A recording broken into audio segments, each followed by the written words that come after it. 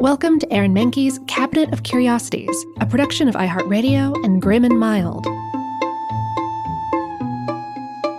Our world is full of the unexplainable. And if history is an open book, all of these amazing tales are right there on display, just waiting for us to explore. Welcome to the Cabinet of Curiosities.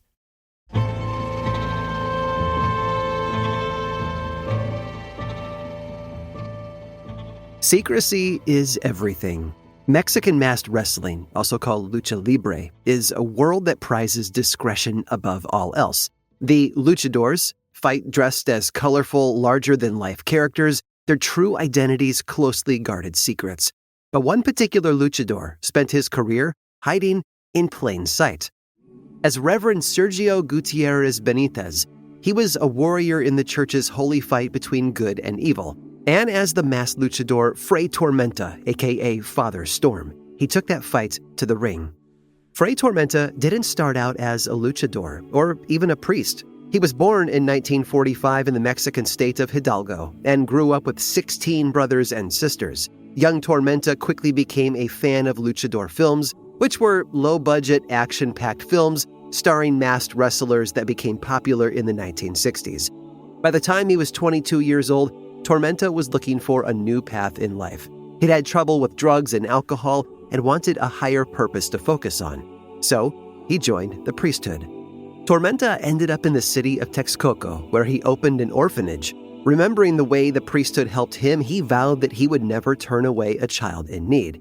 But he quickly discovered this was easier said than done. Every child meant another mouth to feed, more clothes to buy, and more heat to use. The bills were piling up, and the archdiocese could only help so much, so Tormenta came up with a new idea. He would train as a masked wrestler and win the money to help the orphanage. His character would be a priest named Fray Tormenta or Friar Storm, and after all, who would suspect a real priest of posing as a fake one?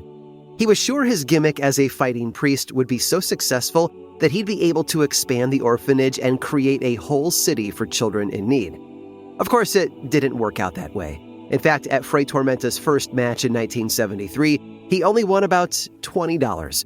But Tormenta kept at it, and bit by bit, he was able to make ends meet for the orphanage. Soon, rumors spread that the wrestling priest was a real father, and eventually the stories reached the ears of the archdiocese.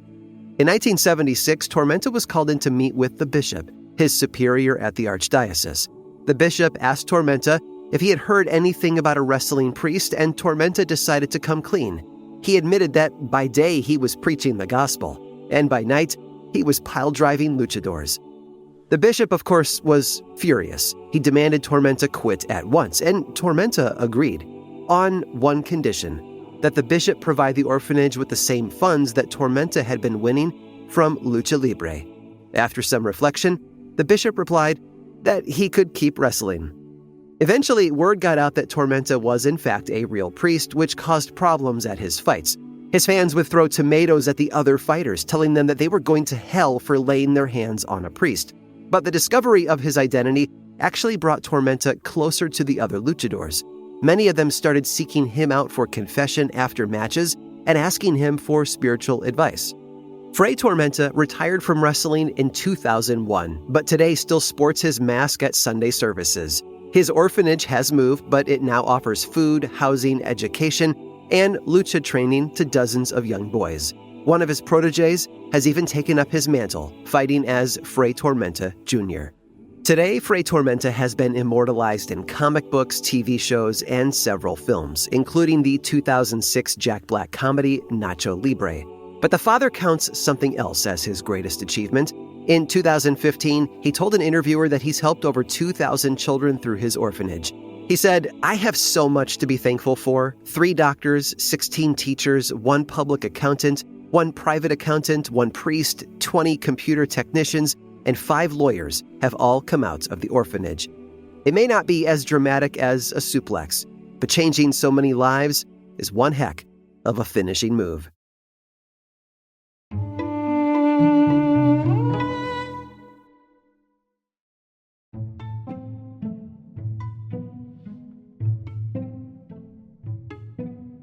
Of the many things that we take for granted in the modern world, geography is chief among them. Not just the terrain itself, which we can now cross with ease in many places, but the human distribution of land. In America, we just accept that there are 50 states. Minnesota looks like a chef's hat. Louisiana looks like a boot. Michigan has that weird upper peninsula. It's all been this way for well over a century in most cases, so why question it? Well, it turns out the last one has a seriously curious story behind it, with a lot to teach us. Michigan's seemingly arbitrary boundaries came at great cost. The state gained its upper peninsula after a war, and not just any war, but one with a neighboring state. In 1817, Michigan was still a territory, but Ohio had already become a state, and the two just couldn't agree over where Ohio's northern border ended and Michigan's southern border began. A treaty dating all the way back to 1787 claimed that Michigan's southern border is a line that runs east from the southern tip of Lake Michigan all the way to Lake Erie. That is to say, where Lake Michigan ends, so does the territory of Michigan.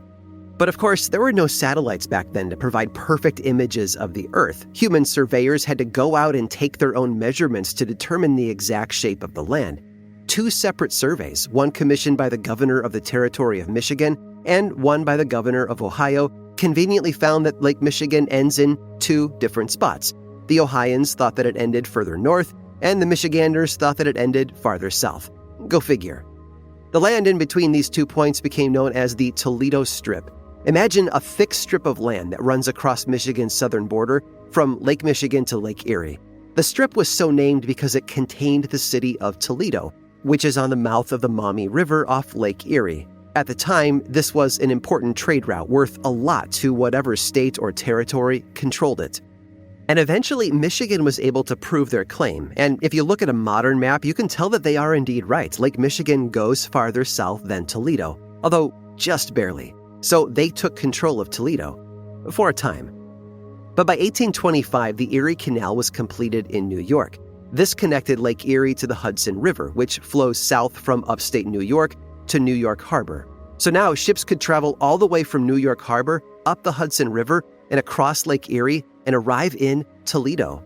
The region became so economically important that by 1833, Ohio suddenly began to claim once again that they were the rightful owners of Toledo. When Michigan tried to gain statehood later that year, Ohio used its influence in Congress to prevent Michigan from joining the Union.